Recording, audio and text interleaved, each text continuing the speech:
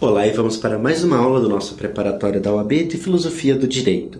E hoje vamos falar da teoria do ordenamento jurídico, dando a sequência àquela ordem que começou com a norma, agora vamos para o ordenamento do maior para o maior. A teoria do ordenamento jurídico é a obra de Bobbio que complementa a teoria da norma jurídica. Pois é, ele escreveu 2 livros. Na verdade, ele escreveu mais livros. Mas a teoria do ordenamento jurídico é a sequência da teoria da norma jurídica. E o que é, afinal de contas, o ordenamento jurídico? O ordenamento jurídico é o conjunto das normas, né? Ou seja, se a norma é a primeira parte, o ordenamento é a maior parte. Na constituição de um ordenamento, concorram mais normas e não há um ordenamento de uma norma só. Assim como uma andorinha só não faz verão, uma norma só não faz ordenamento, né? Então, você precisa de pelo menos 2 normas para você ter um ordenamento. O que é bem simples, né? A unidade do ordenamento jurídico. Unitário é o conjunto de normas entre as quais existe uma ordem. Essa ordem deve ser estendida como o relacionamento... Não, pera, tá errado isso daqui. Deve ser entendida. Vocês já perceberam que eu sou péssimo digitando, né? Então, essa ordem deve ser entendida como relacionamento da norma com outras normas e dela com todo o sistema. Há normas superiores e normas inferiores, e as inferiores dependem das superiores. Lembram lá do Kelsen? Aquele cara super simpático que escrevia livros simples? Pois é. Então, lembra que ele falava sobre hierarquia normativa, aquele negócio da ciência do direito? Pois é, o Bobbio gostou dessa ideia, o Betinho, né? Ele gostou muito dessa ideia e falou justamente disso na teoria do ordenamento, né? A gente tem um ecossistema de leis aí e existe uma certa hierarquia nelas. Aliás, como quase a maioria das coisas, existe uma hierarquia para tudo, né?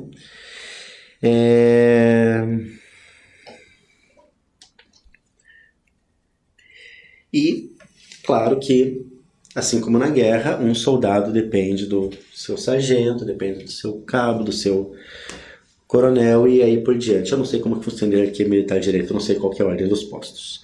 Mas, enfim, normalmente os inferiores dependem dos superiores, assim como um aluno depende do seu professor para aprender, um filho depende do seu pai para sobreviver, uma norma menor, uma norma específica depende da norma mais geral para ter sua validade garantida, né? E conforme você vai subindo, você tem uma norma suprema, né? Que não depende de nenhuma outra e sobre qual repousa a unidade do ordenamento, ou seja,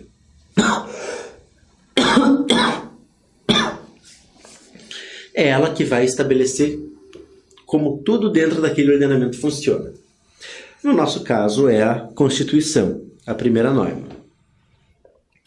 Então, meu Deus, não tem como escrever o nome desse cara certo, né?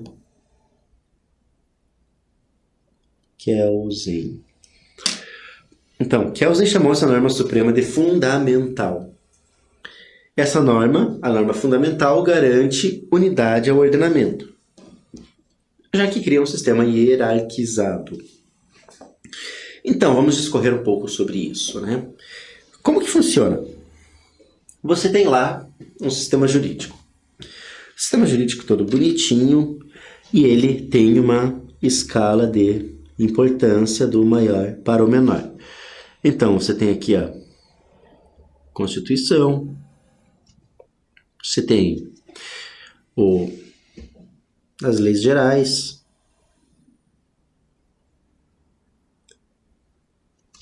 você tem as leis específicas, você tem os decretos,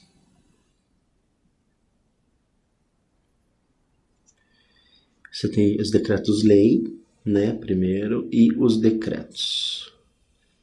Decretos. Aí você tem instruções normativas, você tem portarias, você tem, enfim, uma série de regulamentações menores e cada vez mais específicas. E é assim que funciona um ordenamento. Mas o que garante isso, né?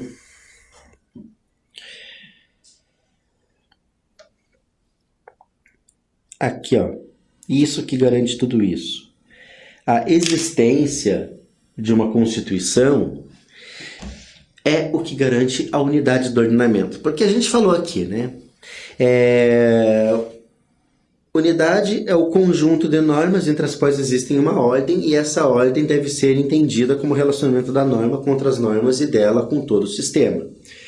Ou seja, existe uma comunicação entre as leis, existe todo um sistema entre as leis, e esse sistema deve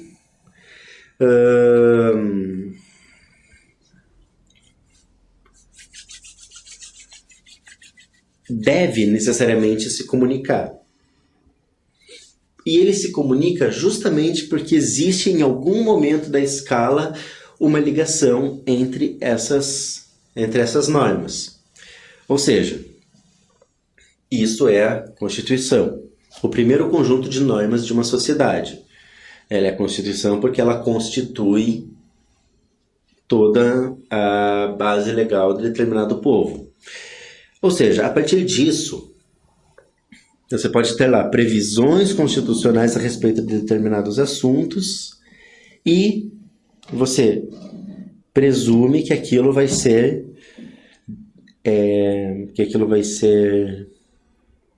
detalhado em legislações cada vez mais inferiores e específicas.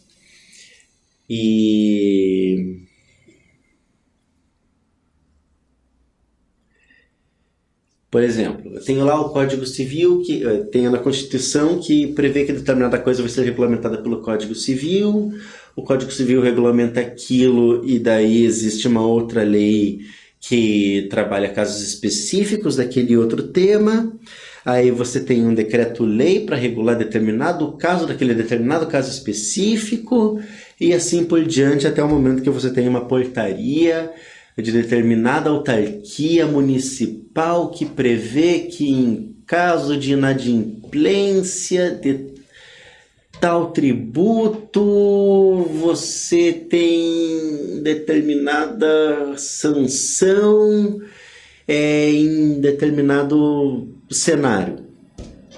Enfim.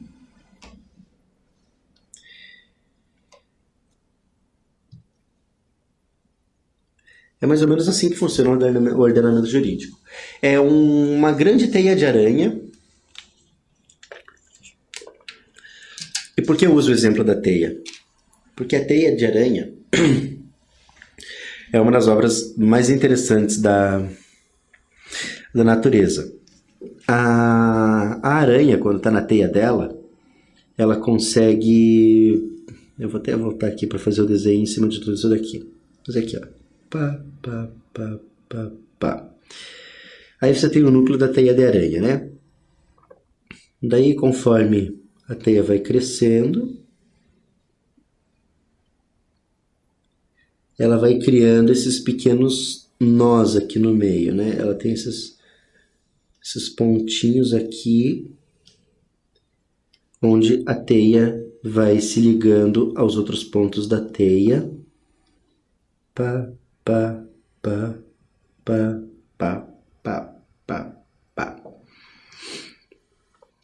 E por que eu digo que o sistema jurídico é uma teia? Porque a gente tem aqui a Constituição bem no meio e ela vai criando ramificações que vão criando ligações com as outras ramificações e todas elas se comunicam. E a aranha, em qualquer ponto que ela está, ela sente qualquer vibração em qualquer um desses nódulos, em qualquer um desses outros fios, né?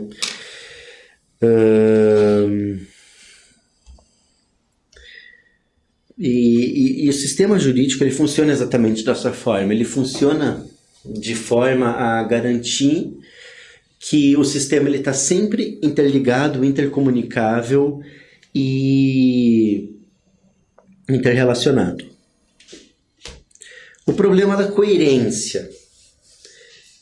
Ou seja, coerência não é necessariamente uma questão de validade ou não, mas é uma questão de justiça. Lembra quando eu falei de validade, justiça e eficácia? Pois é, então. Aqui a gente analisa isso dentro de um macrocosmo. Então, quando a gente está falando da coerência, a gente tem que falar, eu não posso em determinado momento do ordenamento falar que tal conduta é ok, e daí mais para frente lá na lei específica falar que essa conduta não é ok. Que nem, por exemplo, eu criar uma determinada norma tributária constitucional, determinada previsão tributária, dizer que ela não pode exceder tanto do poder aquisitivo do indivíduo, mas e daí lá em determinada portaria eu fazer uma sobretaxa naquele tributo para determinado caso específico e aquilo prejudicar o poder aquisitivo do indivíduo, né? Então aí ela é válida? Claro, ela é válida, porque ela não mas ela é contraditória, né? Ela não é coerente com o ordenamento, porque ela não está sendo justa. Aí a gente entra, né, na questão da justiça do ordenamento. Qual é a questão da unidade? Unidade é a propriedade do ordenamento jurídico possuir uma norma para regular cada situação da vida. Em outras palavras, a inexistência de lacunas no ordenamento. Porém, a gente sabe que isso não acontece, né? Você não consegue prever cada situação do ordenamento jurídico. É basicamente aquele negócio de você querer criar um estado totalitário, né? É impossível e é inclusive indesejável, isso falando em termos mais filosóficos, né? É indesejável que haja um ordenamento que regule cada aspecto da vida do indivíduo, né? Aí existem dois métodos de correção disso, né? De heterointegração ou de autointegração. Como que isso funciona, né? Heterointegração é só para a gente pra gente que é hétero. Não é isso. Heterointegração é basicamente você assimilar aquilo através de semelhanças com o ordenamento, né? Ou aquela situação específica passar a ser um caso da norma, passar a se tornar uma norma dentro do ordenamento, né? Então, é assim que funciona. A pluralidade dos ordenamentos e os tipos de relações entre os ordenamentos. As relações existentes entre os mais variados tipos de ordenamentos podem ser de coordenação e de subordinação. A relação de coordenação ocorre quando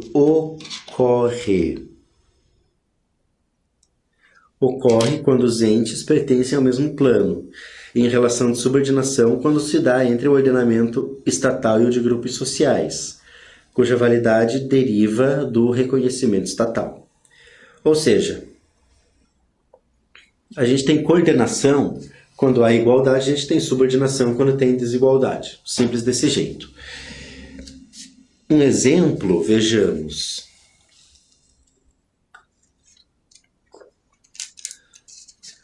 Existe coordenação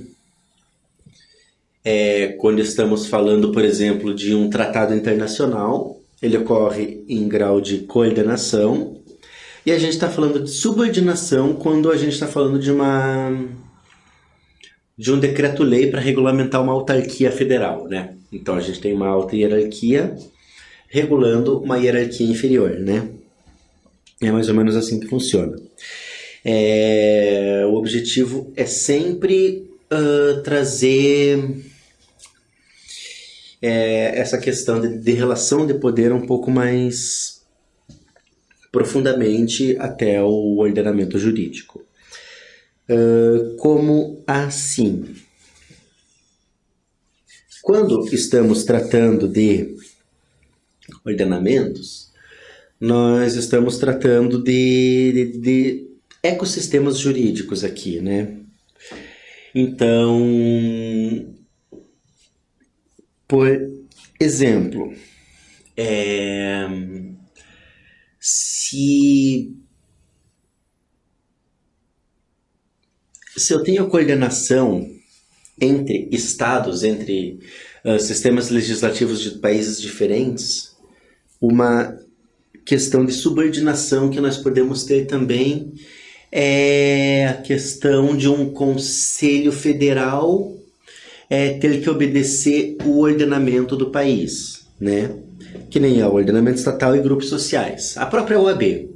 A própria OAB é um caso de subordinação, porque o código de ética, o código disciplinar da OAB, ele não pode ir contra o ordenamento jurídico pátrio, né? Ou seja, você pode ter previsões legais específicas para os membros daquela classe, mas você não pode ter nenhuma que contradiga o sistema jurídico maior que nós temos, no caso, a legislação brasileira, né? De qualquer forma, um pequeno, então, apanhado aqui que nós temos. Um ordenamento é um conjunto de normas, você não tem um ordenamento sem ter várias normas. A unidade se dá a partir de uma norma central, de uma norma fundamental, de uma norma hierarquicamente superior. Esse ordenamento não precisa ser coerente entre si para ser válido, mas ele precisa ser coerente para ser justo. Ele precisa ter unidade no sentido em que ele precisa